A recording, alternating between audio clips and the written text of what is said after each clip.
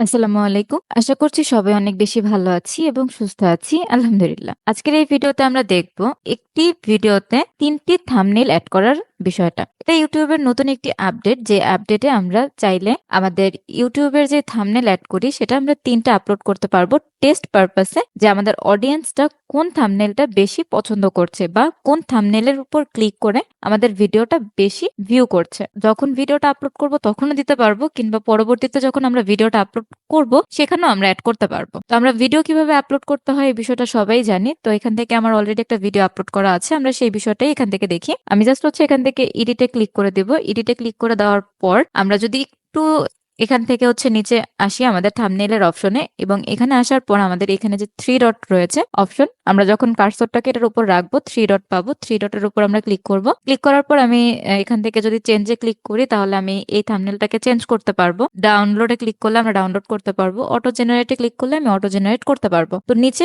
4 নম্বরে একটা অপশন রয়েছে টেস্ট এন্ড কম্পেয়ার। আমরা এখান থেকে আমার এই যে থাম্বনেইলটা এটা আরো অ্যাড করতে পারবো। তো এখান থেকে আমি টেস্টে ক্লিক করলাম। টেস্টে ক্লিক করার পর আমার কাছে কিন্তু এখান থেকে আরো অপশন চলে আসছে যে আপলোড 3 ইমেজ।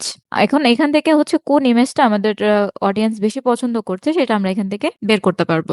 তো আমার অলরেডি একটা থাম্বনেইল অ্যাড করা আছে। আমি যদি এখান থেকে প্লাস আইকনে ক্লিক করি, ক্লিক করার পর আমরা এখান থেকে আরো থাম্বনেইল এখানে অ্যাড করতে পারবো। যেমন আমি এখান থেকে আরেকটা থাম্বনেইল অ্যাড করে দিচ্ছি, এবং আমাদের এই প্লাস আইকনে ক্লিক করে আমরা আরো একটা থাম্বনেইল এখানে চাইলে এড করতে পারবো। আমার এই থাম্বনেইল ২ টা এক। আমি আরেকটু চেঞ্জ করে দেই। আমরা প্রথমটা দিয়ে দেই। তো আমাদের থাম্বনেইল এখানে আমরা চাইলে আরো ডিজাইন করে আরো অন্যরকম ভাবে আমরা দিতে পারি। তো আমি জাস্ট এখান থেকে ডানে ক্লিক করে দেব। তো আমাদের কাছে এখানে কিন্তু ৩ টা থাম্বনেইল এখানে এড হয়ে গিয়েছে। টেস্টের যে জায়গাটা এটা যদি আমি করতে চাই তাহলে অবশ্যই আমার অ্যাকাউন্টটা ৩ টা স্টেপ ভেরিফাই থাকতে হবে। যেটা আমরা যদি আরেকটা অ্যাকাউন্ট থেকে দেখি, যেমন এই প্রথম অ্যাকাউন্টটা যদি আমরা ক্লিক করি, দেন সেম ভাবেই যদি আমাদের এখান থেকে থাম্বনেইলের উপর ক্লিক করি, 3 ডটে ক্লিক করি, দেন টেস্ট এন্ড কম্পেয়ার এখানে যদি ক্লিক করি তাহলে আমাদের কাছে কিন্তু একটা অপশন শো করে, সেটা ওয়ান টাইম ভেরিফিকেশন নিডেড। অর্থাৎ আমাদের চ্যানেলটা আগে থেকে একটু ভেরিফাই থাকতে হবে। ভেরিফাইটা আমরা যদি একটু এখান থেকে দেখি, আমরা যদি সেটিংস এ যাই, সেটিংস এর এখান থেকে আমাদের চ্যানেল, দেন ফিচার এলিজিবিলিটি, এখানে আমাদের এই যে অপশন গুলো আছে এটা ৩টাই এনেবল থাকতে হবে। তাহলেই একমাত্র আমরা আমাদের চ্যানেলের এই ৩টা থাম্বনেইল অ্যাড করতে পারবো।